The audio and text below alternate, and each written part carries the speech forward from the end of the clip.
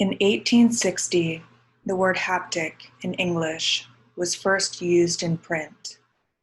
The etymology of haptic combines the adjective apt, to join or fit, with the suffix "ic", which means one having the character or nature of, one belonging to or associated with, one exhibiting or affected by, one that produces.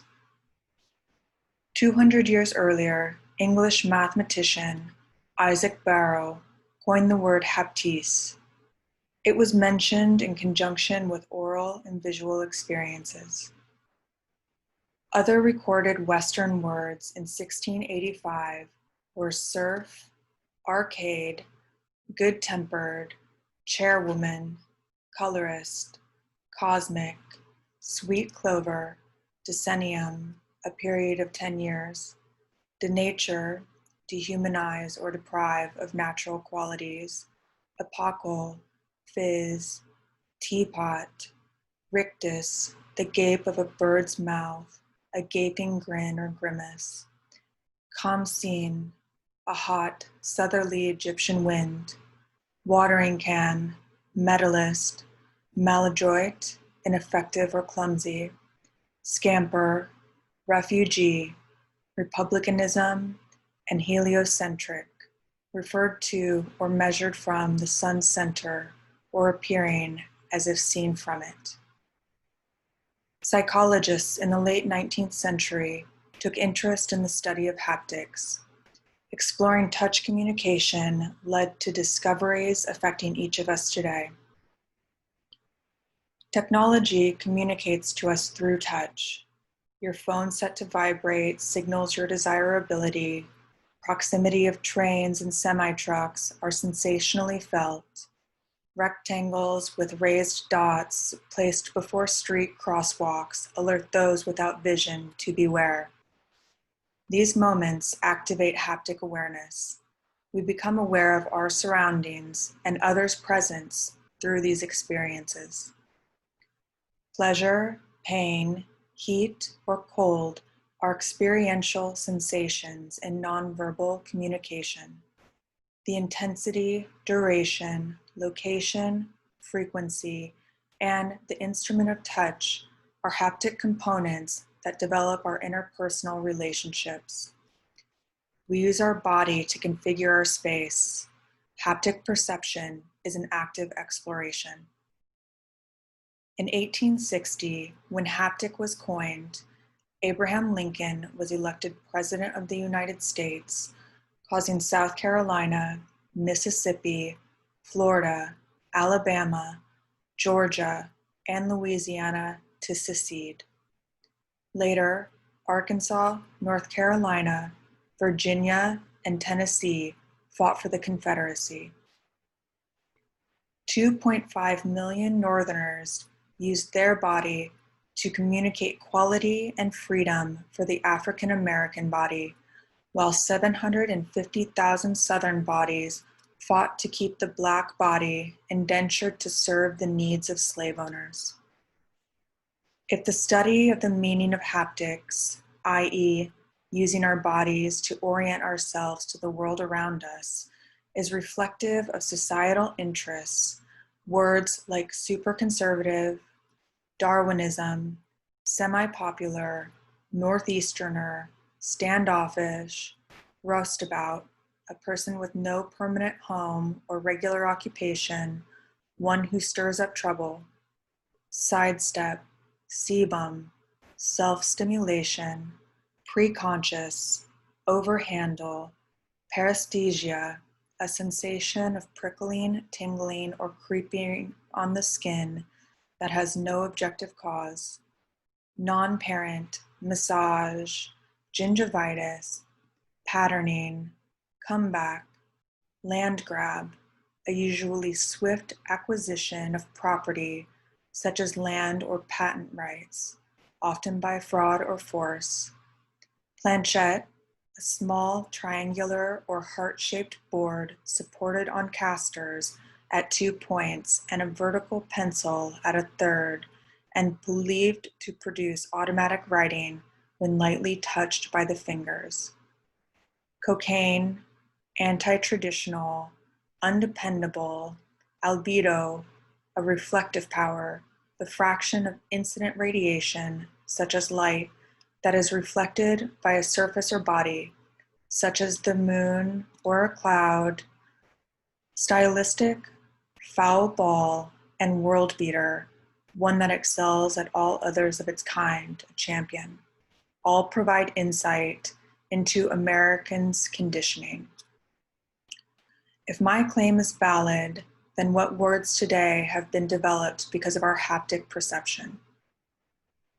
In 1984, the year I was born, I derived my haptic perception from a society focused on the words bicurious, cardio, post-consumer, earbud, DNA fingerprinting, laptop, corn dog, moonwalk, geeked, French pedicure, death metal, fen-fen, glass ceiling, D-bag, date rape, open carry, one-timer, search engine, caps lock, non-concern, FedEx, Chilean sea bass, blush wine, sriracha, sucky, womanism, whack, spokesmodel, repurpose, ambigram, something such as an image of a written word or phrase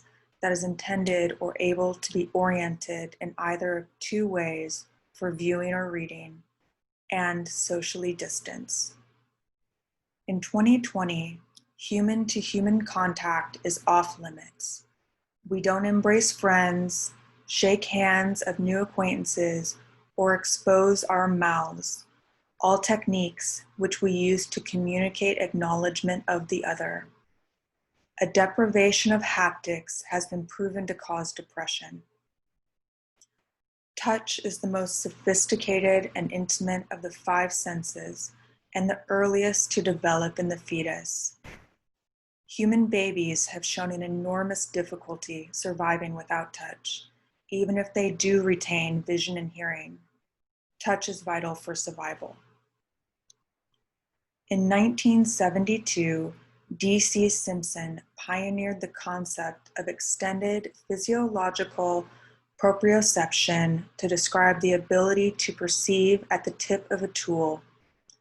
Twirling, drawing, and dabbing hog or squirrel hair adhered and clamped to a handle that subsumes my limb promote the survival of my unconscious.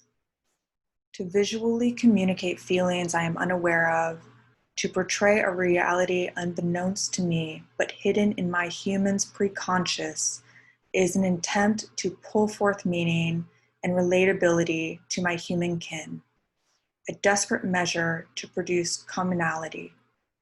My kinesthetic communication is performed on a canvas through the forced application of paint.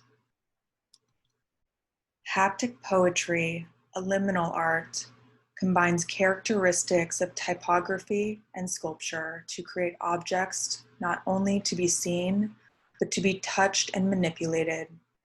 The word liminal in anthropology, liminality, is the quality of ambiguity or disorientation that occurs in the middle stage of a rite of passage, when participants no longer hold their pre-ritual status, but have not yet begun the transition to the status they will hold when the rite is complete. During a rite's liminal stage, participants stand at the threshold between their previous way of structuring their identity, time, or community, and a new way, which completing the rite establishes. Indeed, in haptic poetry, the sense of touch is equal to, if not more important than, the sense of sight. Its origins lie in Dada and the work of Marcel Duchamp. Duchamp's Why Not Sneeze, Rose Leve consists of a small birdcage fitted inside with 4 wooden bars containing a thermometer, a cuttlefish bone, and 152 marble cubes cut to resemble sugar lumps. On the underside of the cage, in black paper tape letters, the title and date of the work have been affixed, with each word placed on a separate line. Why not sneeze, Rose se levait, 1921. Rose se levait was Duchamp's female alter ego. Her name reads as the phonetic equivalent of Eros se levait, which can be translated as physical love is life. Duchamp shed some light on the mysterious title during a French television interview in 1963. You don't sneeze at will, you usually sneeze in spite of your will. So the answer to the question, why not sneeze, is simply that you cannot sneeze at will. The art historian Gerald Siegel has also suggested that the line-by-line spacing of the title makes it read with the jerky stop and start rhythm we all know from feeling the approach of a sneeze. Duchamp's comments about why not sneeze Rose se levait also point towards sneezing as a metaphor for erotic arousal. There's the marble with its coldness, and this means that you can even say you're cold because of the marble, and all the associations are permissible. Although the interpretation of sneezing as a reference to orgasm implies the title can be read as a sexual invitation, the marble cubes suggest frigidity, and the birdcage can be seen as an image of confinement. As Siegel has suggested, the implied answer to the question is that Rose refers the state of permanent anticipation that is not sneezing to the release of tension the small explosion would bring, because Eros is desire. Delay is the only state in which it survives undiminished. Haptic perception is also explored in the work of Fluxus artists Kurt Schwitters, Joseph Cornell, and Joseph Beuys.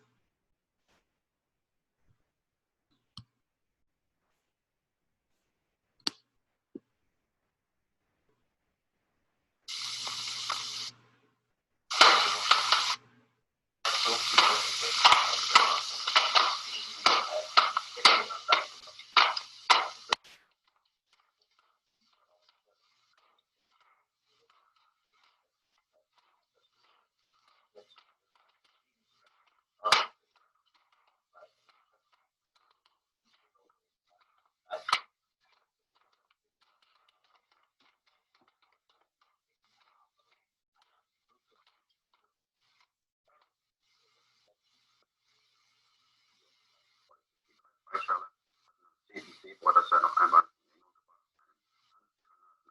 auf Passagiere und Besatzung einer El-Al-Maschine aus dem Flughafen München Riem.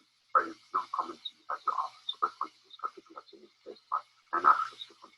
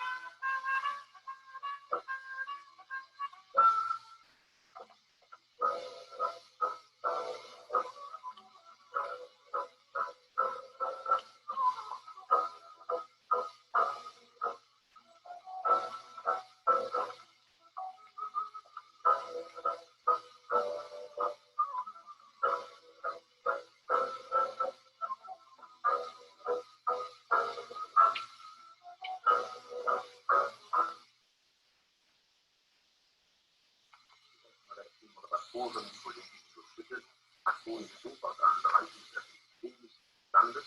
Und aus der Besucherschar hatte Herrn Dr. Ottmar.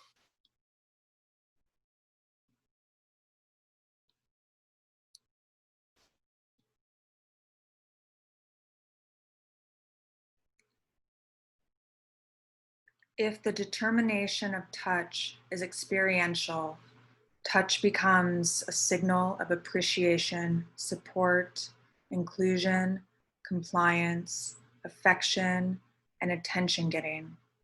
The rapid identification and accuracy, identifying three-dimensional objects by touch using exploratory procedures such as lateral motion, pressure, enclosure, and contour following inform my research. I search for closure by connecting disjointed pieces to form a narrative, gathering objects with enviable material and surface characteristics derived from how that object makes me feel. These poetic objects become fetishistic talismans and charms that challenge the act of liminality from 3D to 2D form.